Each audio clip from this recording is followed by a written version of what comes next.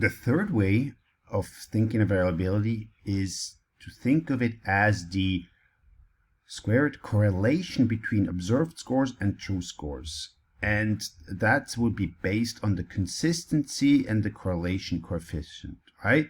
We know that reliability is the degree to which the observed scores are consistent with differences in true scores. You also seen that correlation coefficient reveals the consistency between the differences in one variable and the other, and therefore you could say that the reliability is the squared correlation between observed scores and true scores. All right. Now, if you look at this index of reliability, we could say, all right, we'll take the unsquared correlation between observed and true scores. However, most commonly we use a squared index to get the reliability.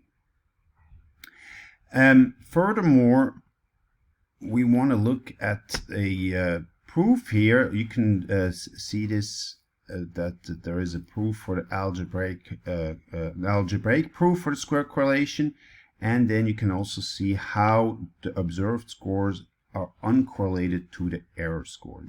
And again, interpreting this reliability score is as follows. When a reliability is 1, it would imply that there's a perfect consistency in the difference in observed and true scores.